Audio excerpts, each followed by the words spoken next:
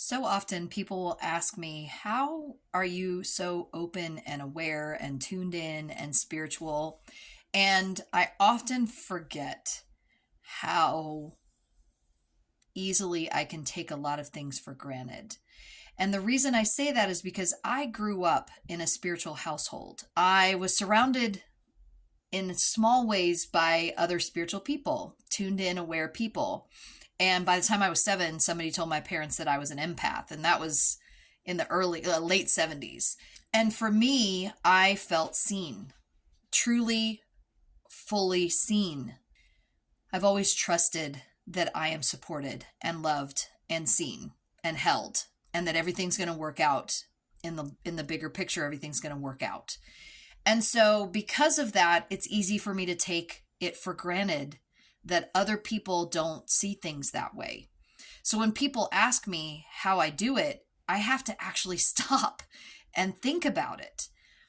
And I saw a video earlier today. I'll have to tag her somewhere, maybe in my comments when I remember who it was. I think her tag name is Brown.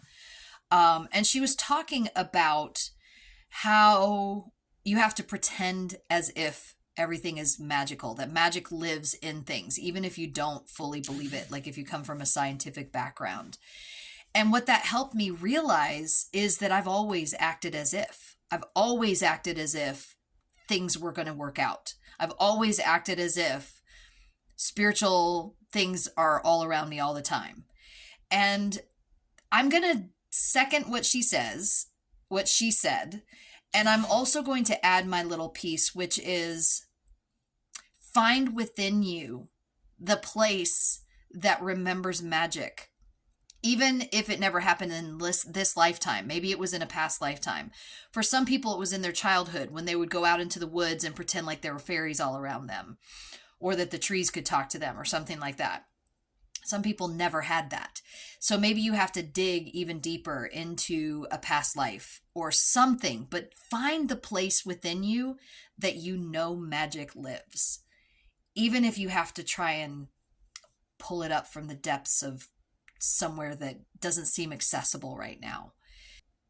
Another suggestion is to pick up a crystal and look at the beauty of the crystal and just try to see what you feel when you're holding this crystal, or touch a tree and see what you feel when you touch that tree, or touch the earth with your feet, or look up into the sun, look up, hold your head up when the sun is beaming down on your face, or stand in a storm, in a rainstorm, not in a thunder and lightning storm, as my son would say, in a rainstorm, and just let the rain pour down on you and feel the essence and the energy, or in a waterfall.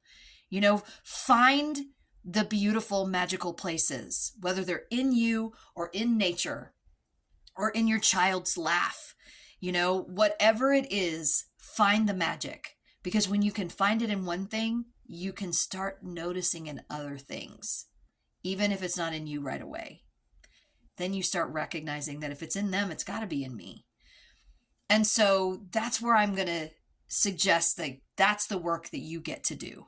You get to play in that space, pretending like magic exists until you recognize it in more and more things every day. I love this conversation, and I'm so grateful to that post that I saw earlier today. And I would love to hear where magic exists in your reality. For me, it exists everywhere. It exists in everything. And I want to hear details. I want to hear details of where it lives in you. And if you have questions about what it means to be in everything, like ask me for specifics, examples, and I'll be happy to share them. But let's play in that field together and let's see where we can find the magic.